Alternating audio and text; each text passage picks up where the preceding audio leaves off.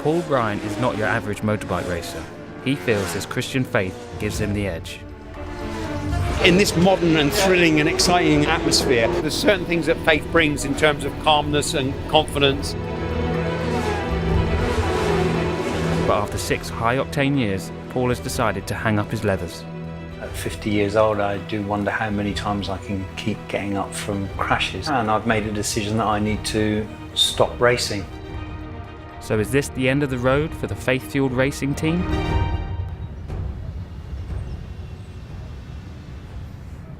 Although Paul has never had a major accident, the constant risk is something his family have come to terms with. I'm more laid back about it now, and they have the best medical staff in the country on track that are there in 10 seconds flat. And when God decides it's his day to go, he'll crash his motorbike or make him walk under a bus, one way or the other. It's not really his choice. So, just have to trust that God's got it in hand. And yeah. It's more the time thing, like that. Away quite a lot, and some weekends like that, building the bike, and we're left. But no, I'm fine with just my brothers, really. Yeah. We've always supported them in whatever they wanted to do. I don't know, we're not materialistic, are we? I have been asking for carpets for the last 8 years, but hey. Yeah, we'd only get them dirty. He talks about it too much. And he goes all serious.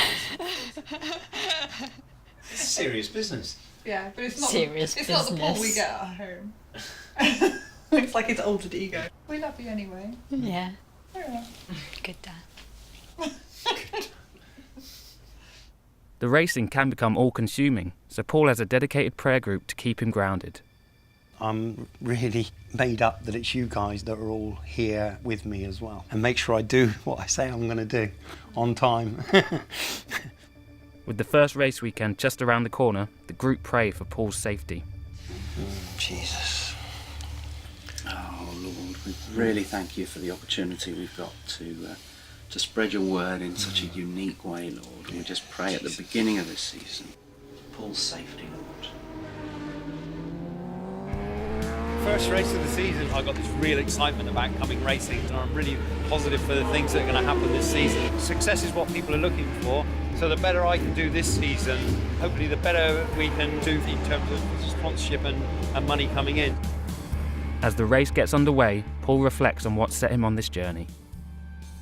I came to motorcycling quite late in my life. The first 2 years it was just kind of a racing thing for me, and there was no religious thing to it at all. I didn't have any real true faith until 2007. I had problems in my first marriage and a subsequent relationship, and my whole life just seemed like it was going nowhere and nothing was going right, and it just kind of seemed to me that there must be something more to life, and what should I be doing differently not to be messing my life up quite so much. Paul was inspired to turn his life around after meeting Nicky Carter online. Paul was in quite a difficult situation, his relationship breakup, and just got chatting and seemed to get on. The real revelation came when Nicky first invited Paul to ride to church. Oh mate, that first time riding to church, it was great because we turn up in leathers, and then the assistant pastor comes out and he's like, "Ooh, bikes!" It was amazing. These are normal people. Yep. For me, that was an absolute eye opener that Christians were normal people. Yeah. Now, Paul wants nothing more than to share his passion. Because Nicky had the guts to say, "Come along to church," I feel that I should be able to do the same. As the first race weekend draws to a close, Paul realises how significant it is. First race weekend of my last season. Wow. Although his racing days are numbered, Paul wants his team and the work they're doing to continue. Our mission as Christians is that we must share the good news of Christ, and the only way we're going to do that is if we're with the people that we need to share it with. So the plan is to stop racing. The plan is not to leave the paddock. We believe that we need to keep sharing our Christian faith in the paddock, and consequently we're going to look for a new rider to replace me in the team. In partnership with the Christian Vision for Men group, Paul is hosting a motorsports event at his church to spread the word about his project. What we're actually planning to do is grow the team from where it is currently, and the plan that we've got, we're calling it Vision 2020, is that I'm going to stop riding, and what we're actually looking for was a young Christian rider to put on the bike. And so just come and get involved if you can, if you feel you want to.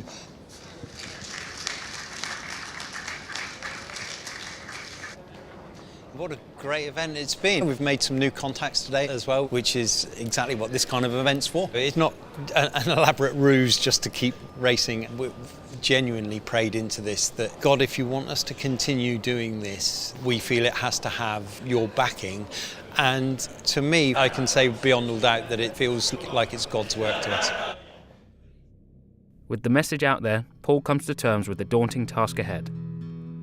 Obviously, it becomes a really big project. Where can I go to find a rider? Where can I go to find finance? Where can I go to find anybody that can help me out in making this a bigger project? I just have to trust that God will supply everything I need. In his search for a new rider, Paul returns to where it all started, Rookie Race School. I came in today and there was a rookie rider looking really nervous downstairs, so I just went over and started speaking to him just to, take those nerves off him. It's really good to be able to put an arm around somebody, share that experience. And again, that's really what I want to be doing with this project with Faith Fueled Racing, is to put an arm around somebody and bring them through. But Paul's looking for more than just any rider.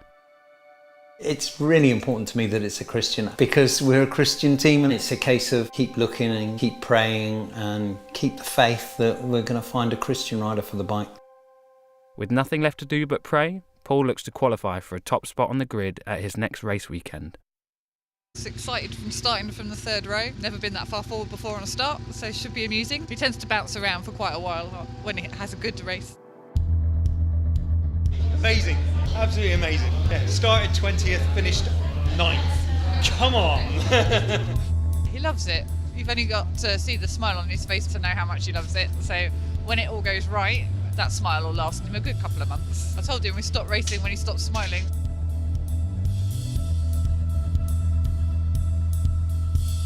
'10th! Another top 10. I'm stunned.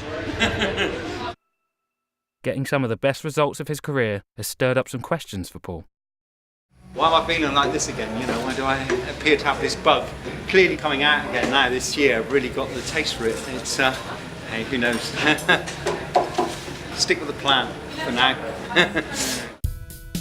On the eve of another race weekend, Paul receives some good news. Through one of the contacts that we've got with CVM Motorsport, I just asked them if they happened to come across a young rider who had some potential, and they immediately put me in touch with Tony and Will. It looks like Paul's message got out to the right people. One of my dad's friends had said there's a guy trying to find somebody for a team, and it's always interested me, so a few people put my name forward and we got in contact with him, and that's why we're here today. After meeting the new potential rider, it's time for the hard sell.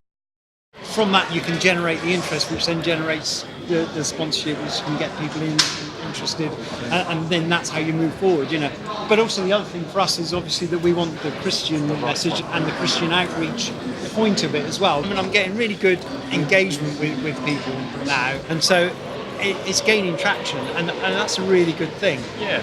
And hence why, knowing that it's possible that I would stop, you want to get somebody in place and keep the team going and stay in this paddock doing what we're doing. After a busy first day at Silverstone, Paul is positive about the potential young rider. Into the garage walked this bright young lad with this huge great smile on his face and just chatted away, and it was just obvious from that first second that he would fit in with us. So yeah, I think in Will we found the perfect rider for the team. Everything seems to be riding high as Paul goes into day 2 at Silverstone.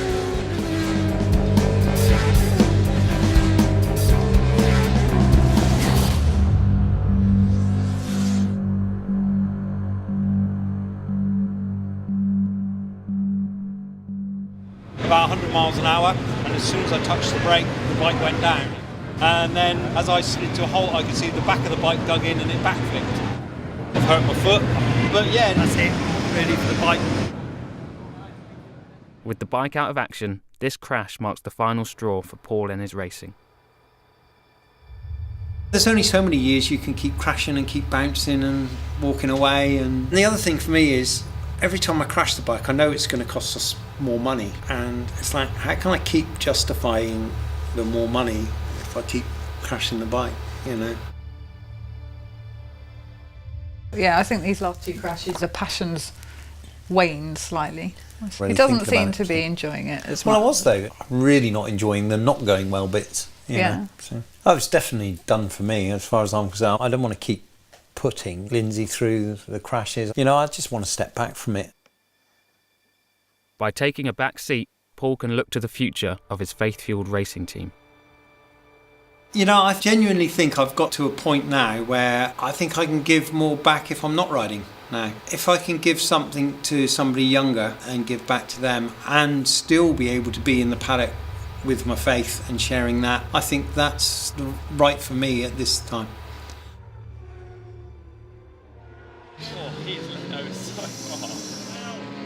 It's all about ride smoothly and ride just confidently and relaxed, and everything comes to you. The bike doesn't mind it at all.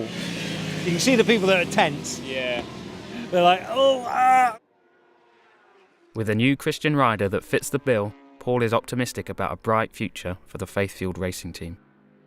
It was an answer to prayer, clearly, because we had no idea how to find a rider otherwise. It's amazing what God can do when he decides a project is going to get off the ground. Next year, officially, Will is the rider, and that's where all the focus will be.